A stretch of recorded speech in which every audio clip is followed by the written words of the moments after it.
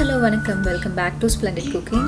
இன்னைக்கு நம்ம பார்க்க போற ரெசிபி வந்து பொரிச்ச கோழி எப்படி செய்யறதுன்னு பார்க்கலாம். இது சுலபமா கம்மியான பொருட்கள் வச்சு தான் செய்ய போறோம். இதெல்லாம் அதுக்கு தேவையான பொருட்கள். இதுல வந்து நான் ஆல்டர்னேட்டிவ்ஸும் கொடுத்திருக்கேன். நீங்க எக் சாப்பிடாதவங்களா இருந்தா பட்டர்மில்க் யூஸ் பண்ணி இல்ல தயிர் யூஸ் பண்ணி செய்யலாம். பூண்டு பொடி யூஸ் பண்ற இடத்துல ginger garlic paste யூஸ் பண்ணலாம். Paprika யூஸ் பண்ற இடத்துல red chilli powder யூஸ் பண்ணலாம். இந்த மாதிரி ஆல்டர்னேட்டிவ்ஸோட டிப்ஸோட நம்ம எப்படி செய்யறதுன்னு பார்க்கலாம். ஃபர்ஸ்ட் சிக்கனை வந்து கரெக்டான சைஸ்ல எல்லாமே ஈவனான சைஸ்ல கட் பண்ணி எடுத்துக்கோங்க. ஒரு 250 grams சிக்கன் எடுத்துர்க்கேன் boneless. இதுல வந்து all purpose flour இல்ல corn starch எது வேணாலும் சேர்க்கலாம் 2 tablespoon. egg white 1. கொஞ்சமா salt ஆட் பண்ணிருக்கேன். ஒரு 1/4 டீஸ்பூனுக்கு பூண்டு பொடி வந்து ஒரு 3/4 டீஸ்பூன் ஆட் பண்ணிருக்கேன். நீங்க இஞ்சி பூண்டு விழுதும் சேர்த்துக்கலாம். இப்போ black pepper வந்து 1/4 டீஸ்பூன் ஆட் பண்ணிருக்கேன். paprika ஆட் பண்ணிருக்கேன் நான் 3/4 டீஸ்பூன். இது இல்லாதவங்க வந்து red chilli powder ஆட் பண்ணிக்கலாம். 1 டீஸ்பூன் garam masala சேர்த்திருக்கேன்.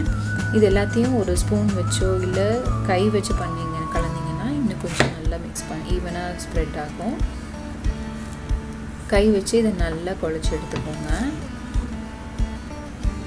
நீங்க முட்டை சாப்பிடாதவங்களா இருந்தா 4 டேபிள்ஸ்பூன் buttermilk இல்லாட்டி தயிர் ஆட் பண்ணிக்கலாம். இதுல வந்து breadcrumbs 1 கப் ஆட் பண்ணிருக்கேன். அது கொஞ்சம் கொஞ்சமா சேர்த்து நல்லா பிசைஞ்சு எடுத்துக்கோங்க. இந்த மாதிரி பிசைஞ்சு எடுத்து வச்சிருங்க. இது வந்து ஒரு 10 ல இருந்து 15 நிமிஷம் வந்து அந்த பிரெட் வந்து நல்லா பொடிக்கணும் சிக்கன்ல. அதுக்காக ரெஸ்ட் பண்ணிக்கணும். நீங்க buttermilk யூஸ் பண்ணிருக்கீங்கன்னா அட்லீஸ்ட் 1 hour இல்ல 48 hours வந்து ரெஸ்ட் பண்ணிக்கோங்க. இப்போ எண்ணெய் நல்லா சூடா இருக்கான்னு பார்க்கிறதுக்காக ஒரு சின்ன பீஸ் நான் போட்டுருக்கேன். எண்ணெய் நல்லா சூடா இருக்கு. இப்போ மத்த எல்லா பீசஸையுமே வந்து ஜென்டிலா ஊத்தி போட்டுக்கோங்க. இதுல இம்பார்ட்டண்டா என்னன்னா சிக்கனை வந்து நம்ம அந்த panல வந்து க்ரௌட் பண்ண கூடாது. ரொம்ப நிறைய போட கூடாது. கொஞ்சம் கொஞ்சமா ஒரு 5-6 பீஸா போட்டு பொரிச்சுக்கோங்க. உடனே திருப்பிட வேண்டாம். 5 நிமிஷம் ரோஸ்ட் ஆனதுக்கு அப்புறம் நல்லா ஃப்ரை ஆனதுக்கு அப்புறம் நெக்ஸ்ட் சைடு திருப்பி போடுங்க. இல்லாட்டி அந்த நம்ம போட்டுக்கிற bread crumbsலாம் வெளில வந்துரும். இப்போ பாருங்க நான் ஒரு 5 நிமிஷம் பொரிச்சதுனால அது வெளியில வரல.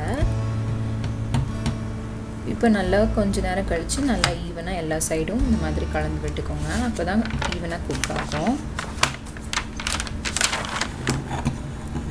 இது வந்து கொஞ்சம் கொஞ்சமா பேட்சா பண்ணாதான் ப்ராப்பரா குக் பண்ண முடியும். மீடியம் ஃப்ளேம் இருக்கிற மாதிரி பாத்துக்கோங்க. இப்போ வந்து இது ஒரு ஸ்ட்ரெயினர்ல மாத்திக்கிறேன். இப்போ நெக்ஸ்ட் பேட்ச் அதே மாதிரி 4-5 பீஸ் நான் கொஞ்சமா ஆயில் ஊத்தி தான் பண்றதுனால 4 பீஸா மட்டும் போட்டு பொரிக்க போறேன். இது நீங்க பேக்கும் பண்ணலாம். அவனை வந்து ப்ரீஹீட் பண்ணிட்டு 400 degree Fahrenheit இல்லாட்டி 200 degree Celsiusல வந்து 10 to 12 minutes பேக் பண்ணீங்கன்னா சூப்பரா ரெடி ஆயிடும். இது வந்து ஒரு ketchup இல்ல சாஸ் ஏதாவது டிப் அதோட வெச்சு சாப்பிட்டீங்கன்னா நல்லா இருக்கும். நீங்களும் கண்டிப்பா ட்ரை பண்ணி பாருங்க. கண்டிப்பா உங்க கமெண்ட்ஸ் எனக்கு சொல்லுங்க.